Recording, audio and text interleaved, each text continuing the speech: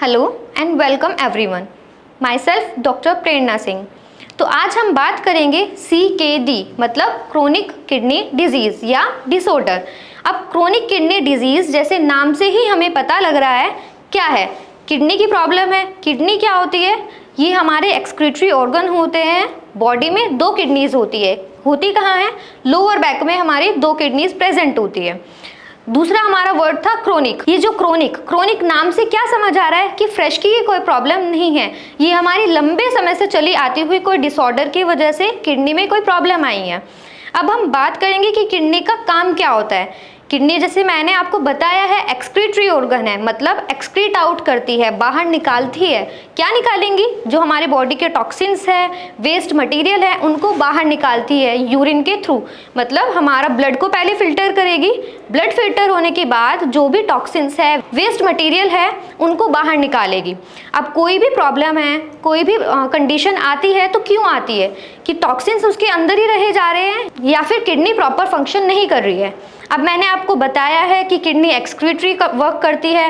अब किडनी बनी किस चीज़ से होती है? जैसे कोई दीवार होती है, छोटी छोटी ईंटों से बनी होती है, ऐसे ही हमारी किडनी जो है बहुत सारे नेफ्रॉन्स से मिलके बनी होती है। नेफ्रॉन्स क्या होते हैं? छोटे सेल्स होते हैं। अब जब इतनी बड़ी किडनी है, इतनी बड़ी किडनी कितने सारे नेफ्रॉन्स से मिलके बनी होगी? बॉडी में मिलियंस ट्रिलियंस ऑफ नेफ्रॉन्स हमारे होते हैं। अब हम बात करते हैं कॉज की। किडनी में कोई प्रॉब्लम आई है तो क्यों आई है? कोई तो कारण होगा ना। अब वेरियस कॉजेज जो किडनी के हैं, वो सबसे पहले उनमें हमें देखने के लिए मिलता है हाइपरटेंशन। हाइपरटेंशन मतलब हाई बीपी की प्रॉब्लम।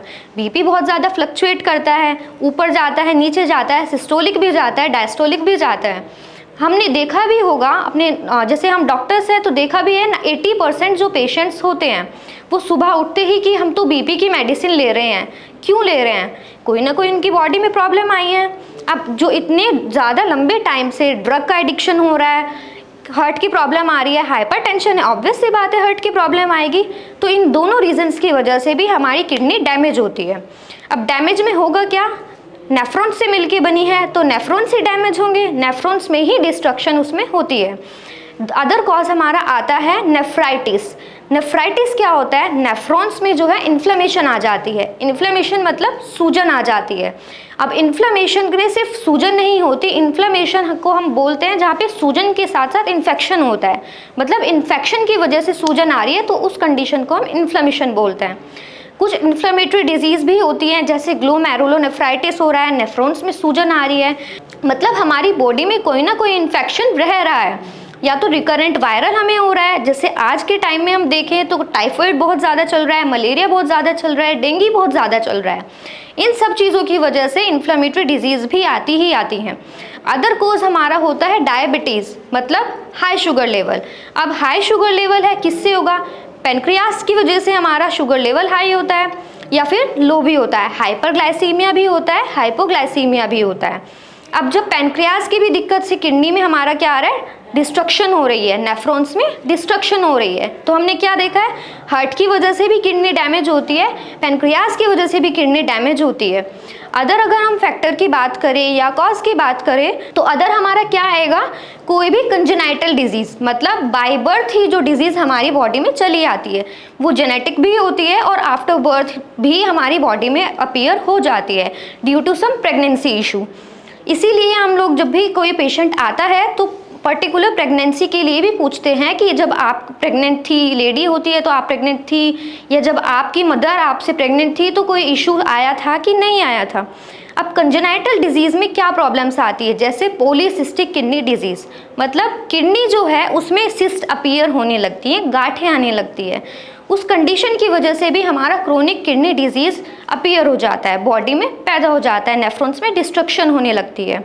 इसके बाद अगर हम बात करें तो क्या होगा? यूरिन फ्लो में ऑब्स्ट्रक्शन आ गई। यूरिन फ्लो में जब हमारी ऑब्स्ट्रक्शन आ जाएगी तो क्या होगा? टॉक्सिन्स जो हैं, जो यूरिन के थ्रू बाहर निकलने थे, वो क्या होंगे? बॉडी में ही रहेंगे।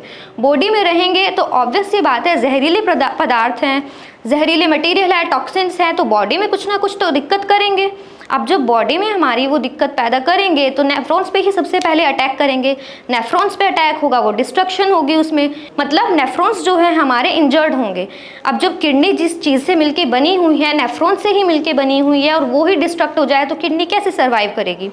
किडनी भी कोई ना कोई सिम्टम शो करेगी ना। तो उन सिम्टम्स के बारे में बात करेंगे नेक्स्ट वीडियो में। आई होप आपके जो भी डाउट्स हैं कारणों के बारे में, कॉजेज़ के बारे में, वो सॉर्टेड आउट हो गए होंगे। Thank you.